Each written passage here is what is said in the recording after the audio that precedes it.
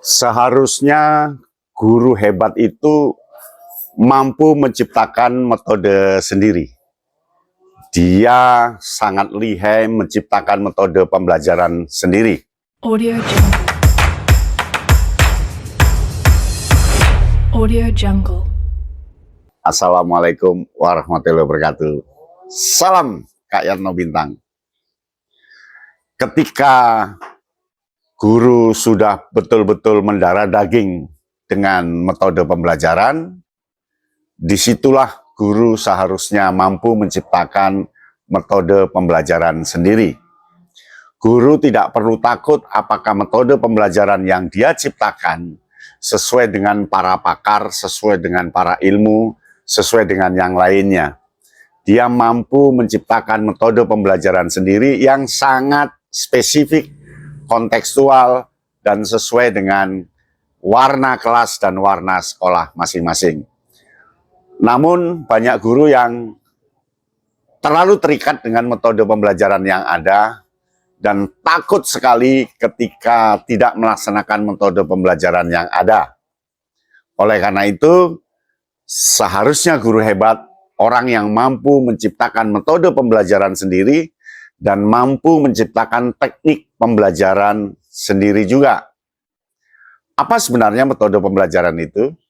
Metode pembelajaran itu adalah prosedur mengajar dari awal sampai akhir.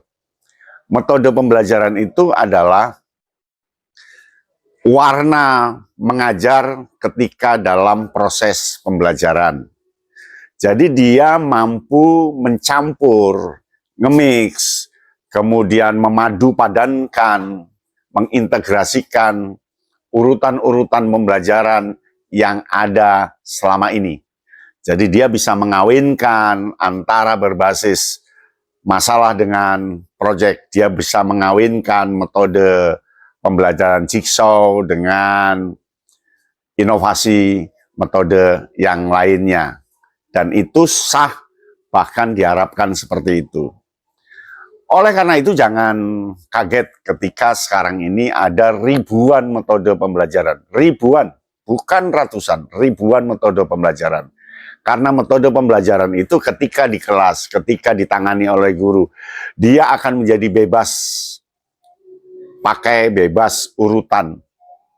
Metode pembelajaran adalah urut-urutan, sintaks dari proses pertama, kedua, ketiga, keempat, sampai terakhir sesuai jamnya.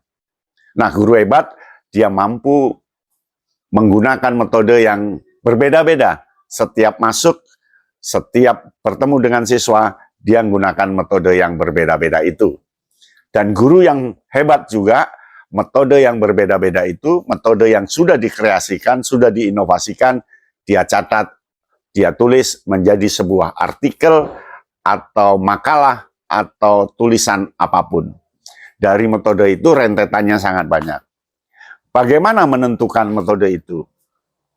Metode pembelajaran itu bukan utama, meskipun dia dipentingkan. Yang utama sebenarnya ketika menentukan metode pembelajaran, satu kuncinya, perhatikan dulu capaian pembelajaran atau tujuan pembelajaran. Pelajari tujuannya, pelajari capaian pembelajarannya, itu langkah pertama. Lihat tujuannya, lalu kembangkan, implementasikan dalam bentuk apa kira-kira nanti. Itu syarat pertama, jadi harus melihat capaian pembelajaran atau tujuan pembelajaran. Nah, yang kedua, sebelum menentukan metode pembelajaran, sebelum memaksimalkan metode pembelajaran, sebelum menginovasi metode pembelajaran, yang kedua adalah lihat siswa. Ketika nanti jam pelaksanaan pembelajaran, karakteristik siswa seperti apa? Apakah jam Anda itu setelah olahraga, atau setelah matematika, atau setelah mata pelajaran apa? Lalu siswa dalam kondisi apa? Berapa yang nilainya tinggi, berapa yang rendah? Siapa golongan darah O, B, AB atau apa, lalu siapa yang berzodiak Capricorn, Sagittarius, Libra, atau Gemini, lalu dilihat bagaimana karakteristik otak kiri, otak kanannya, lalu dilihat juga bagaimana gaya belajarnya, apakah visual, audio, maupun kinestetis. Perhatikan itu. Nah, di langkah kedua inilah kita akan menganalisis kondisi siswa. Kita akan melihat kondisi siswa yang sebenarnya ketika nanti mata pelajaran seperti apa. Nah, yang ketiga, yang perlu dilihat adalah cakupan materi. Materi yang akan disampaikan supaya mencapai tujuan, supaya siswa berada pada tahap belajar di jam itu, materi apa? Apakah dia teks prosedur, apakah teks eksplanasi, atau apapun, dicek materinya apa. Kalau sudah dianalisis, baru tentukan metodenya. Nah, cara menentukan metode, apakah metodenya nanti cocok atau tidak? Kalau iya, apakah metodenya di dalam kelas atau nanti di luar kelas? Kalau iya, tentukan di luar kelas umpamanya. Kemudian, apakah metode ini pernah dilakukan sebelum-sebelumnya? Kalau pernah, jangan gunakan. Karena metode yang pernah dilakukan, biasanya siswa kurang perhatian, siswa jenuh, dan siswa tidak ada daya tariknya. Oleh karena itu, ciptakan metode yang baru, kalau bisa betul-betul inovatif.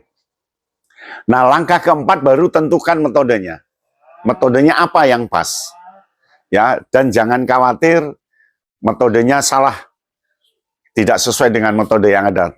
Tidak masalah, yang penting guru mampu mempertanggungjawabkan urut-urutan itu. Nah, yang kelima, setelah metode ditentukan, tentukan medianya apa?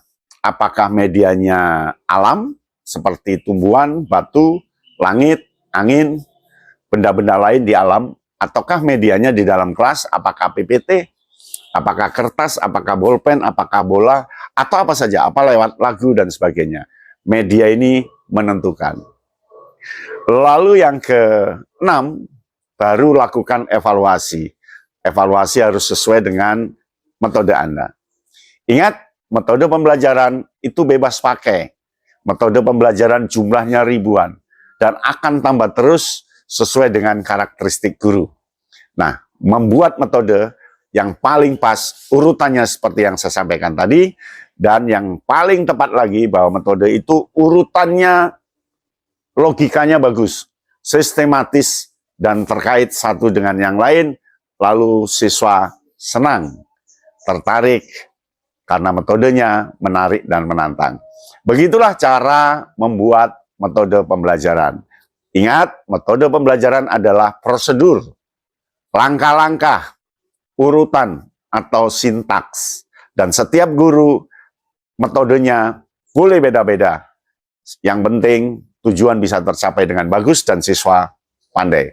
Demikian metode pembelajaran. Salam Kayana Bintang. Audio Jungle. Audio Jungle.